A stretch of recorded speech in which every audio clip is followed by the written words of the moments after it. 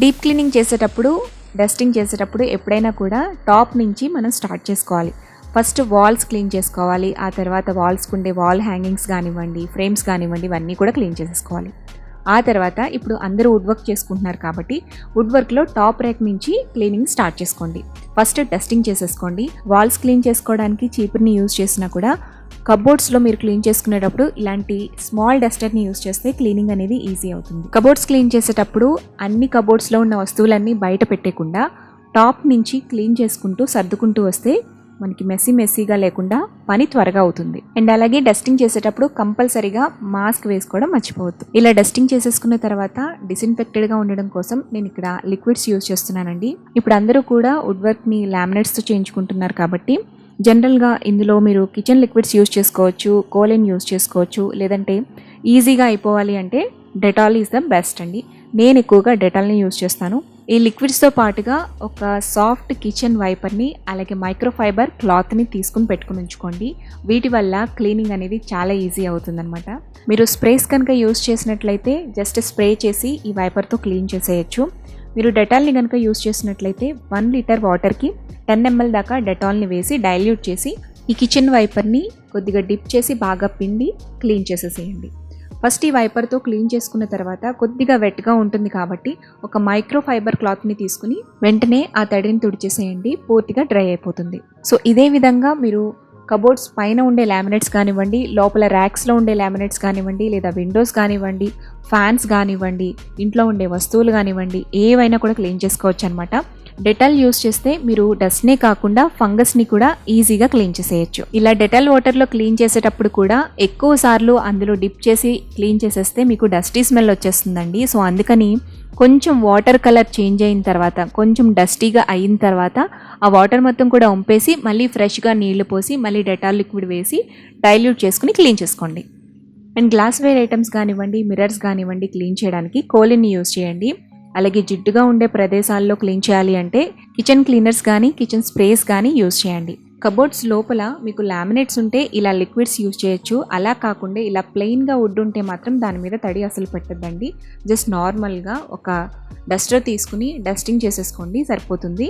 But మీరు తడి మాత్రం ఇలాంటి ప్లేసెస్లో పెట్టకూడదు. సో డస్టింగ్ చేసేసుకుని ఇలా లిక్విడ్స్తో క్లీన్ చేసేసుకున్న తర్వాత ఇప్పుడు ర్యాక్స్లో మనం లైనర్స్ వేసుకోవాలండి. నేను ఎప్పుడు కూడా టాప్లో ఉండే ర్యాక్లో న్యూస్ పేపర్సే వేసేస్తుంటాను రెగ్యులర్గా. ఎందుకంటే టాప్లో మనం పెట్టే ఐటమ్స్ ఏవైతే ఉన్నాయో అవి మాటికి బయటికి తీయం కాబట్టి ఒక ఫిక్స్డ్ ప్లేస్లో పెట్టేస్తాం కాబట్టి నేను న్యూస్ పేపర్ అనేది పెట్టేసి దానిపైన ఐటమ్స్ అనేవి పెట్టేసుకుంటాను అనమాట. అండ్ అలాగే కబోర్డ్స్ అనేవి వాల్ వరకు అటాచ్ అయితే పర్వాలేదు, కానీ మిడిల్లో స్టాప్ అయిపోయి పైన డస్ట్ అంతా పేరుకునే విధంగా ఉంటే మాత్రం పైన మీరు ఖచ్చితంగా ఏదైనా లైనర్ కానివ్వండి, లేదంటే న్యూస్ పేపర్ కానీ వేసుకుని ఉంచుకోండి. ఎందుకంటే డస్ట్ పడినప్పుడు జస్ట్ ఆ న్యూస్ పేపర్ని తీసేస్తే సరిపోతుంది. పైనంతా కూడా డస్ట్ని క్లీన్ చేయాల్సిన పని ఉండదన్నమాట. కిందకు వచ్చేసరికి ఇటువంటి ప్లాస్టిక్ రోల్స్ అనేవి మనకి బయట దొరుకుతూ ఉంటాయి. స్టేషనరీ షాప్స్లో కానీ ఆన్లైన్లో కానీ దొరుకుతూ ఉంటాయండి. సో వీటిని నేను యాజ్ ఇట్ ఈజ్ మనకి కబోర్డ్ సైజ్ని బట్టి కట్ చేసుకుని యూజ్ చేసుకునే దాన్ని అనమాట. సో ఇవి యూజ్ చేయడం వల్ల ఏమవుతుంది అంటే ఇందులో వస్తువులు ఏమైనా పెట్టినప్పుడు, ఆ ర్యాక్స్లో వస్తువులు పెట్టినప్పుడు అవి తీసేటప్పుడు కొంచెం మెస్సీగా అవుతుందన్నమాట. కొంచెం కింద లైనర్ అనేది స్కిడ్ అయ్యి పక్కకి జరిగి మళ్ళీ అలాగే మడుతూ ఉండిపోతుంది. సో అందుకని నాకు ఇది కొంచెం కంఫర్టబుల్గా అనిపించలేదన్నమాట. అందుకని ఇప్పుడు మనకి వాల్ స్టిక్కర్స్ అనేవి దొరుకుతున్నాయండి. అవి కూడా చాలా తక్కువ కాస్ట్లో దొరుకుతున్నాయి.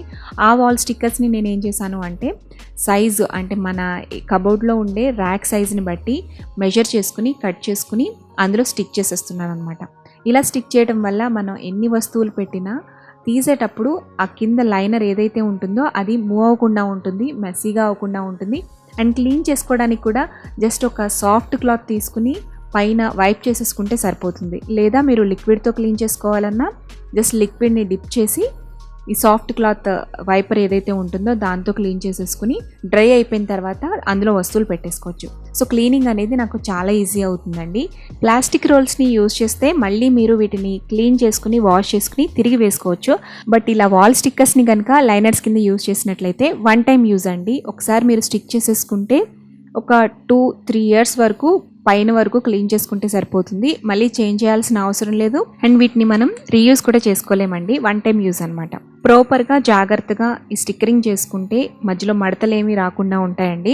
సో నీట్గా ఒక్కసారి వేసేసుకుంటే మనం 2-3 ఇయర్స్ పాటు చూసుకోనక్కర్లేదనమాట.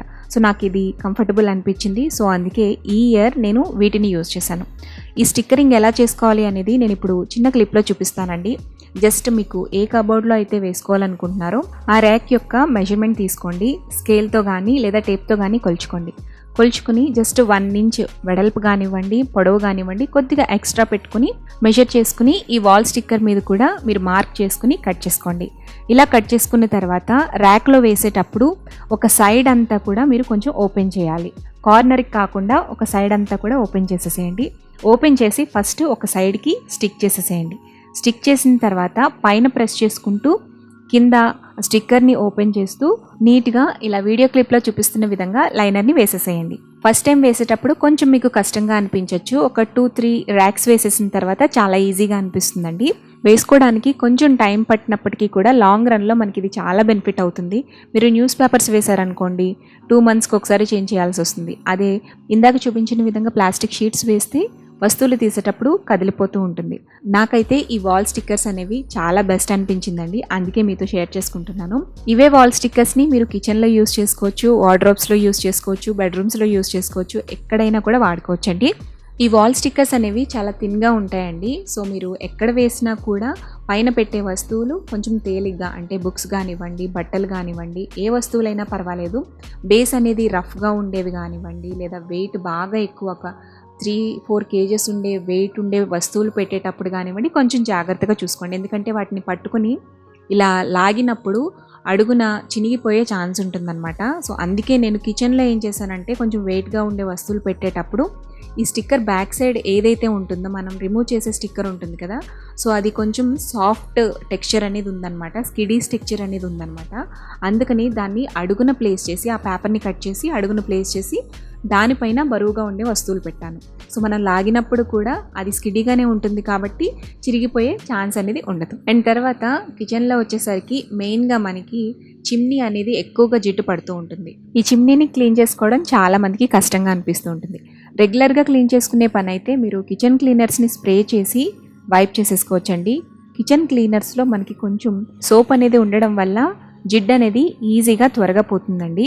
అదే మీరు లాంగ్ రన్లో వదిలేసి క్లీన్ చేయాలి అంటే విమ్ లిక్విడ్ని యూజ్ చేయండి. విమ్ లిక్విడ్ని కొద్దిగా డైల్యూట్ చేసి స్క్రబ్బర్ తీసుకుని జిడ్డంతా పోయేటట్టుగా నొరగొచ్చేంత వరకు కూడా స్క్రబ్ చేయండి. స్క్రబ్ చేసిన తర్వాత ఒక వెట్ వైపర్ని తీసుకుని తుడిచేస్తే నీట్గా వచ్చేస్తుంది. చిమ్నీలో మెష్ అనేది కనుక రిమూవబుల్ అయితే అది నీట్గా తీసేసి రిమూవ్ చేసి క్లీన్ చేసుకుని మళ్ళీ ఫిట్ చేసుకుంటే బెటర్. చాలామంది పండగ టైంలో కిచెన్లో ఉండే గ్రాసరీస్ అన్నీ కూడా బయటకు తీసి గిన్నెలన్నీ ఒకేసారి తోమిస్తూ ఉంటారు. ఈవెన్ అమ్మ కూడా అంతే చేసేదండి, బట్ నేనైతే అలా చేయను అనమాట. సో